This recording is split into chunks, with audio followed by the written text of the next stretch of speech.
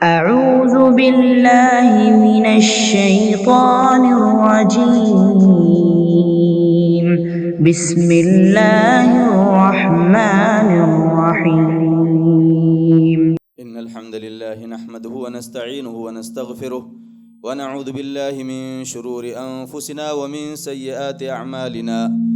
من يهده الله فلا مضل له ومن يضلل فلا هادي له. وأشهد أن لا إله إلا الله وحده لا شريك له وأشهد أن محمدًا عبده ورسوله. يا أيها الذين آمنوا اتقوا الله حق تقاته ولا تموتن إلا وأنتم مسلمون. يا أيها الناس اتقوا ربكم الذي خلقكم من نفس واحدة وخلق منها زوجها وبث منهما رجالا كثيرا ونساء. واتقوا الله الذي تساءلون به والأرحام إن الله كان عليكم رقيبا. يا أيها الذين آمنوا اتقوا الله وقولوا قولا سديدا يصلح لكم أعمالكم ويغفر لكم ذنوبكم ومن يطع الله ورسوله فقد فاز فوزا عظيما. أما بعد فإن خير الحديث كتاب الله وخير الهدي هدي محمد صلى الله عليه وسلم وشر الأمور محدثاتها وكل محدثة بدعة وكل بدعة ضلالة وكل ضلالة في النار. اسلامی بھائیو، اللہ سبحانہ و تعالیٰ نے ہمیں جو دین عطا کیا ہے وہ ایک کامل دین ہے، ہر اعتبار سے کامل ہے، اور یہ قیامت تک کے لیے کامل ہے۔ اس میں نہ کمی کی گنجائش ہے نہ زیادتی کی گنجائش ہے، اور کسی بھی نام سے کوئی گنجائش نہیں ہے، کیونکہ اس کی تکمیل اللہ نے کی ہے۔ اسی نے اس دین کو اول تا آخر نازل کیا ہے، اور اس نے اس دین کی تکمیل کا اعلان بھی کیا ہے، اور رب العالمین کی تکمیل میں کوئی نقص نہیں نکالا جا سکتا۔ اللہ نے سورہ مائدہ میں فرمایا ہے، الیوم اکملت لکم دینکم واتممت علیکم نعمتی ورضیت لکم الاسلام دینا۔ آج کے دن میں نے تمہارے لیے تمہارے دین کو مکمل کر دیا اور تم پر اپنی نعمت پوری کر دی، اور تمہارے لیے اسلام کو دین کے اعتبار سے پسند کیا۔ اللہ نے اس کو قرآن میں بیان کر دیا، میں نے تمہارے خاطر تمہارے دین کو مکمل کیا۔ یہ دین تمہارے لیے اور تمہارے لیے تمہارے دین کو مکمل کیا۔ اور دین میں عبادات بھی ہیں، معاملات بھی ہیں۔ دین میں عبادات کے احکام ہیں تو تجارت کے بھی احکام ہیں، شادی بیاہ کے بھی احکام و مسائل ہیں، امیری کے بھی مسائل ہیں، غریبی کے بھی مسائل ہیں۔ ساری چیزیں دین میں ہیں۔ گویا میں نے تمہارے لیے تمہارے دین کو، دین سے متعلق ساری چیزوں کو مکمل کر دیا، اور تم پر اپنی نعمت پوری کر دی، اس کو نعمت قرار دیا، کامل نعمت ہے، اور پھر اس کو اپنی پسند قرار دیا۔ تمہارے لیے اسلام کو دین کے اعتبار سے پسند کی، اللہ کی پسند ہے۔ اب اسلام میں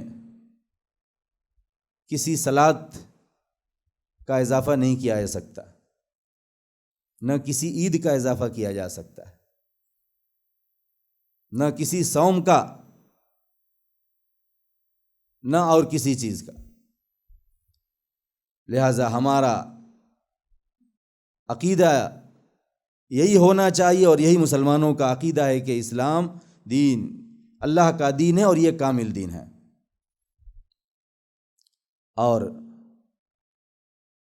اس دین میں کوئی چیز بڑھانے کی کسی کو اجازت نہیں ہے، اور جو بڑھائے اس کا حکم یہ ہے کہ اسے رد کر دیا جائے۔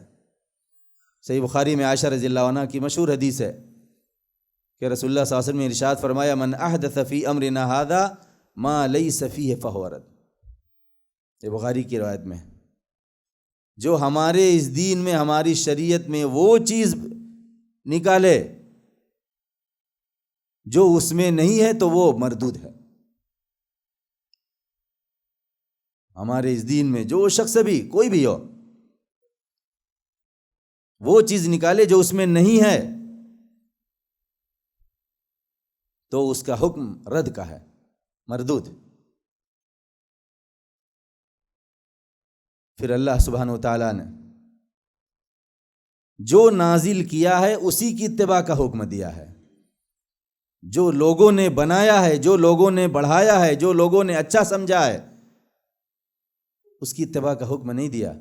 اس کا حکم تو بیان کر دیا کہ وہ مردود ہے۔ وہ اللہ سبحانہ وتعالیٰ نے سورہ اعراف کے شروع میں فرمایا ہے، اتبعوا ما انزل الیکم من ربکم ولا تتبعوا من دونہ اولیاء قلیلا ما تذکرون۔ تمہارے رب کی طرف سے تمہاری طرف جو اتارا گیا ہے اسی کی اتباع کرو۔ اتبعوا امر کا صیغہ، حکم ہے یہ۔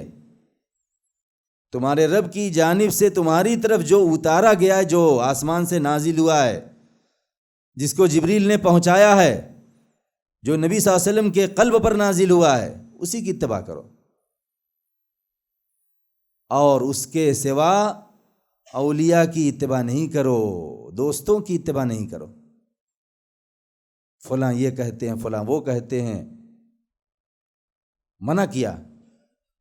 اولیاء، اس کے علاوہ اولیاء کی اتباع نہیں کرو۔ قلیلا ما تذکرون، تم بہت کم نصیحت پکڑتے ہو، سنتے بہت ہو، نصیحت بہت کم پکڑتے ہو۔ حقیقت یہی ہے۔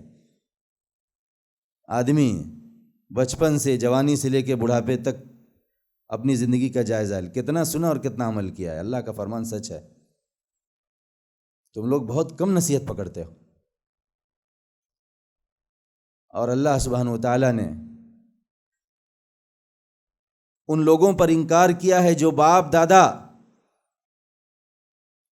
کی پیروی، باپ دادا کی اتباع کے قائل ہیں۔ وَإِذَا قِيلَ لَهُمُ اتَّبِعُوا مَا أَنزَلَ اللَّهُ قَالُوا نَتَّبِعُ مَا أَلْفَيْنَا عَلَيْهِ آبَاءَنَا أَوَلَوْ كَانَ آبَاؤُهُمْ لَا يَعْقِلُونَ شَيْئًا وَلَا يَهْتَدُونَ۔ سورہ بقرہ میں فرمایا، اور جب ان سے کہا جاتا ہے کہ اس کی اتباع کرو جو اللہ نے نازل کیا ہے، تو کہتے ہیں کہ بلکہ ہم اس کی اتباع کریں گے جس پر ہم نے اپنے باپ دادا کو پایا۔ اللہ فرماتا ہے اگرچہ ان کے باپ دادا سمجھتے نہ ہوں، اگرچہ ان کے باپ دادا کچھ بھی نہ سمجھتے ہوں اور ہدایت پر نہ ہوں، اگر ہدایت پر ہوتے، سمجھدار ہوتے تو الگ بات ہے۔ اگرچہ نہ سمجھیں، اگرچہ ہدایت سے دور ہوں، غلطی کا، گمراہی کا شکار ہوں، تب بھی یہی بات کہو گے؟ انکار کیا ان لوگوں پر جب ان سے کہا جاتا ہے کہ اس کی اتباع کرو جو اللہ نے اتارا ہے، جو اللہ نے دین بنایا ہے، جس پر اللہ نے دین کو مکمل کیا ہے۔ کہتے ہم اس کی اتباع کریں، اس پر ہم نے اپنے باپ دادا کو پایا۔ اگرچہ ان کے باپ دادا کوئی کچھ نہیں سمجھتے تھے اور ہدایت پر نہیں تھے۔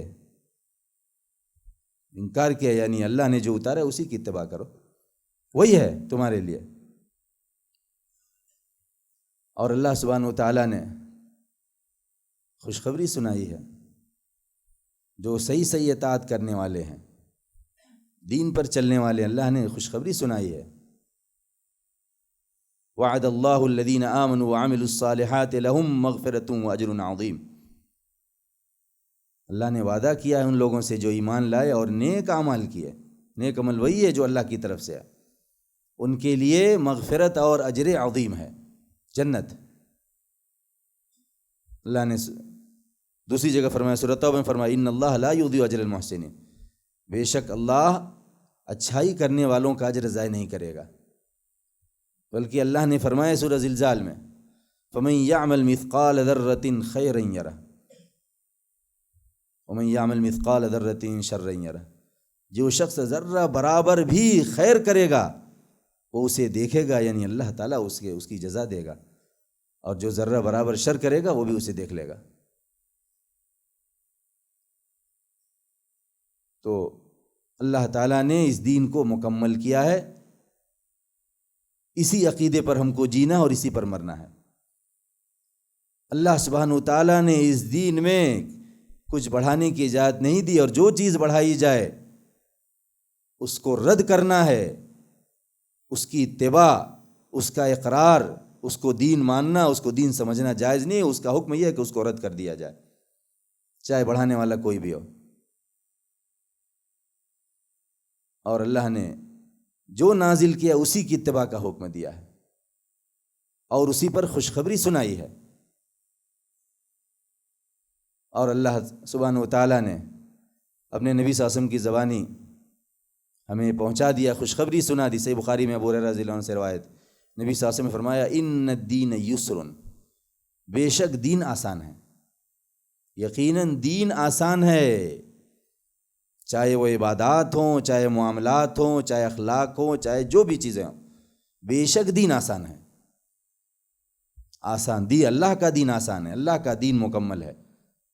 مکمل دین کو، آسان دین کو ماننا ہے اور اسی کی اتباع کرنی ہے جو اللہ نے نازل کیا ہے۔ جو باپ دادا سے ہے اس کی اتباع دین نہیں ہے۔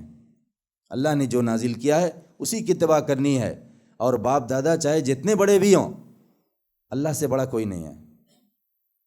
اللہ سب سے بڑا ہے۔ اللہ کے پیدا کرنے سے باپ دادا پیدا ہوئے، اللہ کے مارنے سے مر گئے۔ اللہ کے مقابلے میں کسی کو پیش کرنا یہ اللہ کی شان میں گستاخی ہے، یہ اللہ کے ساتھ بے ادبی ہے، یہ دین کے خلاف ہے، یہ اللہ کی شریعت کی اتباع کے خلاف ہے، یہ اللہ اس کے رسول کی اطاعت کے خلاف ہے۔ میرے اسلامی بھائیوں، ان ساری حقیقتوں کے باوجود، اور ہم ان سب کو ماننے والے ہیں، امت مسلمہ میں ایک طبقہ وہ ہے جو سب کچھ کے باوجود بدعتیں نکالتا ہے۔ آج کل میلاد کا مسئلہ چل رہا ہے، دیکھ رہے ہیں، دلیلیں نہیں ملتی مگر ڈوبتے کو تنکے کا سہارا کسی بھی طریقے سے وہ لوگوں کو چپ کرانے کے لیے یا لوگوں کو بیوقوف بنانے کے لیے دلیل دیتے ہیں۔ اور امت مسلمہ میں ایک طبقہ وہ ہے جو بدعتوں سے تو راہ فرار اختیار کرتا ہے مگر دین کے ساتھ رسم و رواج مکس کرتا ہے، دین کے نام سے نہیں بلکہ عادتوں کے نام سے، رسم و رواج کے نام سے، باپ دادا کے نام سے دوسری چیزوں کو مکس کرتا ہے، آسان دین کو مشکل بناتا ہے۔ یہ بھی اللہ کے فرمان کے خلاف ہے۔ اللہ نے فرمایا اس کی اتباع کرو جو تمہارے رب کی طرف سے تمہاری طرف اتاری گئی ہے، اس کے علاوہ اولیاء کی اتباع نہیں کرو۔ اتبعوا ما انزل الیکم من ربکم ولا تتبعوا من دونہ اولیاء قلیلا ما تذکرون۔ اور جب ان سے کہا جاتا ہے کہ اس کی اتباع کرو جو اللہ نے اتارا ہے، تو کہتے ہیں کہ بلکہ ہم اس کی اتباع کریں گے جس پر ہم نے اپنے باپ دادا کو پایا ہے، اگرچہ ان کے باپ کچھ بھی نہ سمجھتے ہوں اور ہدایت پر نہ ہوں۔ اللہ نے فرمایا وما آتاکم الرسول فخذوہ وما نہاکم عنہ فانتہوا، رسول نے تمہیں جو دیا ہے اس کو لو اور جس سے منع کیا اس سے رک جاؤ۔ اللہ نے سورہ احزاب میں فرمایا لقد کان لکم فی رسول اللہ اسوۃ حسنہ، یقینا اللہ کے رسول میں تمہارے لیے اچھا نمونہ ہے، وہ اچھے آئیڈیل ہیں کہ اتباع کرو، ان کو فالو کرو۔ انہوں نے بھی عبادتوں کو انجام دیا، انہوں نے بھی معاملات کو انجام دیا، انہوں نے بھی دنیا کے کاموں کو پورا کیا، اپنی دنیاوی حاجتیں پوری کی، ان کی بھی ساری ضروریات پوری ہوئی۔ تمہارے لیے اللہ کے رسول میں اچھا نمونہ ہے، نہ دین میں بدعتیں اور نہ دین میں رسم و رواج۔ دین کے نام سے ہو تو زیادہ برا ہے، لیکن دین کے نام کے بغیر ہو تو بھی دین نہیں ہے۔ اور دین آسان ہے، یہ اسلام کی خصوصیات میں سے ہے، اسلام کے امتیازات میں سے ہے۔ اس امتیاز کی مخالفت کرتے ہیں، دین کی آسانی کو مشکل میں بدل دیتے ہیں۔ ایک طرف دین کو آسان مانتے ہیں، دوسری طرف دین کو مشکل بناتے ہیں۔ خالص دین، صحیح سنت، یہی صحیح دین ہے، یہی نیک عمل ہے، یہی اچھائی ہے جس پر اللہ نے کہا کہ بے شک اللہ اچھائی کرنے والوں کے اجر کو ضائع نہیں کرے گا۔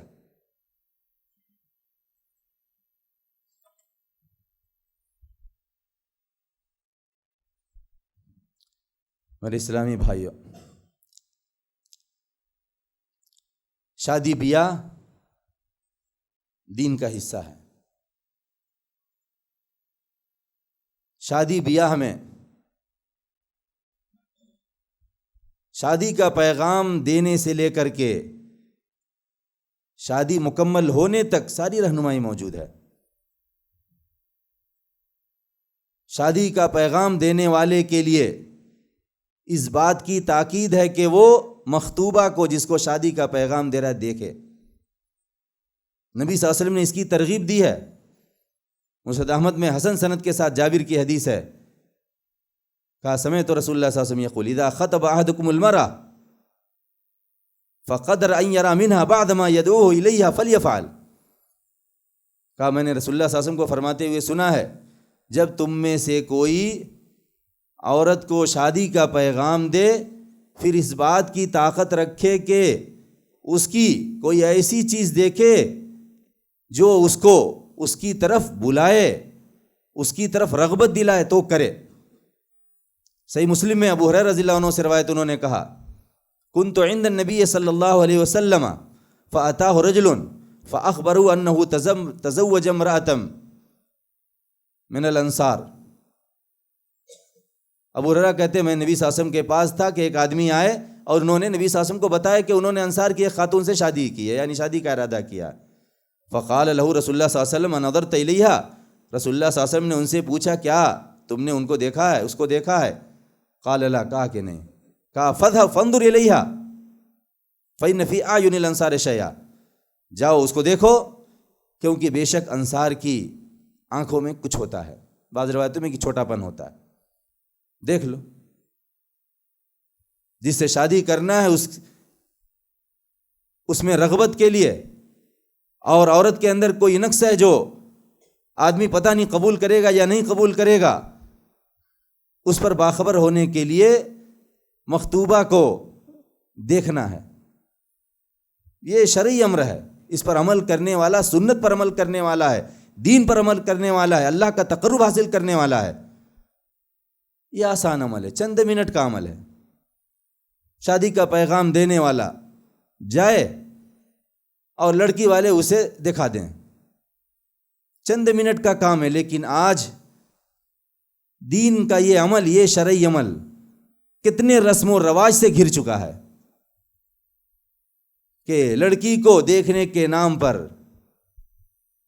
کتنی تدبیریں ہوتی ہیں، کتنی پلاننگ ہوتی ہے، اور وہ تو ایک بار دیکھتا ہے، گھر والے بار بار دیکھتے ہیں۔ گھر کی عورتیں، شادی کرنے والے مرد کے گھر کی عورتیں، اس کے رشتے کی عورتیں سب پہنچتی ہیں۔ اور بعض اوقات بعض گھروں جو شادی کرنے والا مرد یا لڑکا ہے، اس کے باپ بھی جا کر دیکھتے ہیں، جو حلال نہیں ہے اس کے لیے۔ جب تک کہ نکاح نہیں ہوتا، بہو نہیں بنتی، دیکھنا حلال نہیں ہوتا، مگر وہ بھی جا کے دیکھتے ہیں۔ بعض ایسے بھی ہیں جو باپ بھی نہیں ہیں، ماموں، خالو، پھوپھا سب پہنچ جاتے ہیں دیکھنے، ان کو بلایا جاتا ہے، لے جایا جاتا ہے، اور کہیں سنت بتائی جاتی ہے تو باپ دھمکی دیتا، اگر میں نے نہیں دیکھا تو میں شادی کی اجازت نہیں دوں گا۔ کہاں ہے دین؟ اللہ سے ملاقات یاد نہیں آتی؟ اللہ کے یہاں اجر و ثواب، جزا اور سزا یاد نہیں آتی؟ پھر لڑکی کو دیکھنے کے نام پر منگنی کی رسم چلتی ہے، وہاں جاتے ہیں، اتنا خرچہ کراتے ہیں کہ اتنے میں کسی گھر میں شادی ہو سکتی ہے، باقاعدہ دن طے ہوتا ہے، فلاں دن دیکھنے آئیں، پوری جماعت جاتی ہے، گھر والے سارا کام چھوڑ کر کے، کاروبار چھوڑ کر کے اس کے پیچھے لگتے ہیں، کتنے پکوان تیار ہوں گے، کتنا خرچہ ہوگا کہ الامان والحفیظ۔ یہ دین پر عمل ہے، بدعت نہیں، رسم و رواج، یہی دین آسان ہے۔ پھر ہدیے تحفے چلتے ہیں، جس لڑکی کو، جس عورت کو نبی صلی اللہ علیہ وسلم نے دیکھنے کے لیے کہا، اس کو بڑے ہدیے تحفے دیے جاتے ہیں، سونے کے زیورات دیے جاتے ہیں۔ حالانکہ اللہ کے نام پر کوئی مانگے تو 10 روپیہ دینے کے لیے سوچنا پڑتا ہے، منگنی کے نام پر، پکی کرنے کے نام پر لاکھوں خرچ ہو جاتے ہیں۔ اور شادی کا پیغام دینے والا یا تو جہالت کی بنا پر یا اللہ سے بے خوف ہو کر کے وہ خود لڑکی کو، جو اس کی زوجہ نہیں ہے، شریعت نے صرف دیکھنے کی اجازت دی، دیکھ کر کے اختیار کر لے، اس کو خود ہدیہ تحفہ دیتا ہے اور بڑا موبائل دیتا ہے۔ اگر لڑکی کے پاس نہیں تو اس کو موبائل دیتا ہے، بات کرنا کہا جاتا ہے چلتا ہے۔ کہاں چلتا ہے بھائی؟ کدھر چلتا ہے؟ قیامت کے دن حساب دینے کی طاقت ہے؟ یہ حالت ہے۔ لڑکی کو دیکھنے کی اجازت اللہ کی طرف سے کیا ملی کہ آسان دین کو مشکل بنا دیا۔ اس کے آگے نکاح بھی آسان ہے، چند لوگ آ جائیں کافی ہے، نکاح کرنے والا، نکاح پڑھانے والا، لڑکی کا ولی ہے، 2 گواہ ہیں، کافی ہے۔ کچھ بڑھانا ہے تو 1-2 بڑھا لیے۔ صحیح بخاری میں انس کی حدیث ہے، ان نبی صلی اللہ علیہ وسلم رأى عبد الرحمن بن عوف اثر سفرہ قال ما هذا قال انی تزوجت امرأة على وزن نواة من ذهب قال بارک اللہ لک اولم ولو بشا۔ نبی صلی اللہ علیہ وسلم نے عبد الرحمن بن عوف کے اوپر زردی کا نشان دیکھا، پوچھا کیا ہے یہ؟ کہا میں نے خاتون سے سونے کی ایک گٹھلی کے برابر پر نکاح کیا ہے۔ کہا اللہ تمہارے لیے برکت دے، ولیمہ کرو اگرچہ ایک بکری کے ذریعے۔ عبد الرحمن بن عوف مہاجرین میں سے ہیں، سابقین اولین میں سے ہیں، عشر مبشرہ میں سے ہیں۔ نبی صلی اللہ علیہ وسلم ان کے کوئی اجنبی نہیں تھے، نبی صلی اللہ علیہ وسلم کو پتہ ہی نہیں چلا۔ نبی صلی اللہ علیہ وسلم نے دوسرے سے نکاح پڑھوا لیا، نبی صلی اللہ علیہ وسلم کو بلانا تو دور، خبر بھی نہیں دیا۔ نبی صلی اللہ علیہ وسلم نے زردی دے کر پوچھا تب پتہ چلا۔ کسی دوسرے نے بھی جا کے لکڑی نہیں لگائی کہ عبد الرحمن بن عوف نے شادی کی اللہ کے رسول، اور آپ کو بتایا نہیں، آپ کو بلایا نہیں، دوسرے سے نکاح پڑھوا لیا۔ کوئی لکڑی لگانے والا نہیں، کوئی دشمنی پیدا کرنے والا نہیں، اور عبد الرحمن بن عوف نے بتا دیا، کوئی عذر معذرت نہیں۔ کوئی گناہ کیے ہوتے، کوئی غلطی کیے ہوتے تو معذرت کرتے، اللہ کے رسول معاف کیجئے، غلطی ہوگی، نہیں بتا سکا، آج معافی مانگنی پڑتی واللہ۔ آج اگر چوک ہو گئی تو اپنے رشتہ دار سے معافی مانگنی پڑتی ہے، اور کبھی معافی ملتی اور کبھی نہیں ملتی ہے۔ مدینے میں ہے، چھوٹا سا مدینہ، نبی صلی اللہ علیہ وسلم سب سے خاص، نکاح کی اطلاع بھی نہیں، پھر بھی نبی صلی اللہ علیہ وسلم دعا دیتے ہیں اللہ تمہارے لیے برکت دے، ولیمہ کرو اگرچہ ایک بکری کے ذریعے۔ بخاری میں جابر کا قصہ ہے، جہاد سے واپس آتے ہوئے پتہ چلا کہ جابر نے شادی کی ہے، نبی صلی اللہ علیہ وسلم کو خبر تک نہیں۔ نبی صلی اللہ علیہ وسلم ان کے سوتیلے نہیں تھے، کوئی اجنبی نہیں تھے، جن کے اوپر جان قربان کرتے تھے وہ ذات تھی، کیونکہ نکاح ان کے ہاں آسان تھا۔ فلاں اور فلاں کو بلائے، نکاح ہو گیا، فلاں کو ہی بلانا، ابھی تو نکاح پڑھانے کے لیے دوسرے اسٹیٹ سے عالم بلائے جاتے ہیں، سارا خرچہ اٹھایا جاتا ہے، فلاں شیخ نکاح پڑھائیں گے، کوئی رشتہ دار چھوٹنے نہ پائیں، لسٹ تیار ہوتی ہے، لکھا جاتا ہے، اتنی کثرت نکاح میں کہ کوئی چھوٹنے نہ پائے، اور چھوٹ جائے تو 1000 بار معافی مانگو۔ پھر نکاح میں مہمان آگے، ان کی ضیافت اپنی جگہ ہے، اس کے علاوہ کھجوروں کی تقسیم، مصری اور شکر کی تقسیم بڑی اہم قرار پاتی ہے، کارڈ چھپوانا، موبائل آ گیا پھر بھی کارڈ چھپنا ہے، نہیں تو لوگ بولیں گے کارڈ بھی نہیں چھپوایا، کارڈ نہیں چھپا، نہیں کارڈ بھی نہیں چھپوایا، بھی لگا کر کے بولیں گے کارڈ بھی نہیں دیا۔ یہ حالت ہے عقد نکاح کی۔ ولیمہ، نبی صلی اللہ علیہ وسلم نے سب سے بڑا ولیمہ کیا جس کی ہم اتباع کرتے ہیں، ہم وہ نہیں ہیں جو بدعتیں نکالنے والے ہوں۔ صحیح بخاری میں انس کی حدیث ہے، انس بن مالک کے پاس زینب بنت جحش کی شادی کا ذکر ہوا تو انہوں نے کہا کہ ما رأیت النبی صلی اللہ علیہ وسلم اولم علی احد من نساء ما اولم علی زینب اولم بشاتین، میں نے نبی صلی اللہ علیہ وسلم کو نہیں دیکھا کہ انہوں نے اپنی بیویوں میں سے کسی پر وہ ولیمہ کیا جو زینب پر کیا، ایک بکری کے ذریعے ولیمہ کیا، ایک بکری کے ذریعے ولیمہ کیا۔ کتنے انصار مہاجرین کھا سکتے تھے؟ کتنے انصار مہاجرین کھا سکتے تھے؟ یہ بڑا ولیمہ کیا۔ آج غلو ہوتا ہے ولیمے میں، اتنا غلو کہ طاقت نہیں ہے پھر بھی قرض لے کر کے، اور کبھی دعوت کی کیفیت میں غلو، اتنے پکوان کے آدمی صحیح سے کھا نہ سکے، اور اسراف تبذیر۔ اتبعوا ما انزل الیکم من ربکم، وقت ختم ہو گیا، تمہاری طرف سے جو تمہاری طرف اتارا گیا اس کی اتباع کرو۔ دین آسان ہے، بدعتیں نہیں نکالتے، الحمدللہ، رسم و رواج سے بھی بچیں، دین آسان ہے۔ لیکن جب باپ کرے گا تو بیٹا کیوں نہیں کرے گا؟ ماں کرے گی تو بیٹی کیوں نہیں کرے گی؟ ماں دلہن بن کے آئی تو منہ دکھائی کی رسم میں کتنے زیورات ملے، ساس کو زیور دینا ہے، اتنا بڑا ہدیہ نہیں چلتا، لیکن منہ دکھائی کی رسم، دلہن بن کے آ گئی، زیورات دینے ہیں، ساس دے گی، نند دے گی، فلاں دے گی، تو ماں نے سب کیا، ابھی بیٹی کے کیوں نہیں؟ اس کو بھی چاہیے۔ یاد رکھیں، دین اللہ کا نازل کیا ہوا ہے، دین کو خالص رکھیں، یہی اچھائی ہے۔ ورنہ یہ کہنا پڑے گا کہ ہم جو کر رہے ہیں یہ سارا خیر نبی صلی اللہ علیہ وسلم اور صحابہ سے فوت ہو گیا، نہیں، صحابہ نبی صلی اللہ علیہ وسلم سے کوئی خیر فوت نہیں ہوا، جو کیے وہی خیر ہے۔ اللہ تعالیٰ سے دعا ہے کہ وہ ہمیں دین کی صحیح سمجھ دے، اور ہمیں دین کو مکمل ماننے کے ساتھ عملی طور سے بھی دین کو مکمل ماننے اور سمجھنے کی توفیق دے، اور اللہ نے جو اتارا ہے، جو نازل کیا ہے، اسی کی اتباع کرنے کی توفیق دے، اور اس کے علاوہ دوسری چیزوں کی اتباع سے اور رسم و رواج سے بچائے۔ اللہ ہمیں بدعتوں سے بھی بچائے، اور دین کے خلاف، دین کے علاوہ رسم و رواج سے بھی بچائے، صاف ستھرے واضح اور آسان دین کو ماننے، اسی پر زندگی گزارنے اور اسی پر اللہ سے ملاقات کرنے کی توفیق دے۔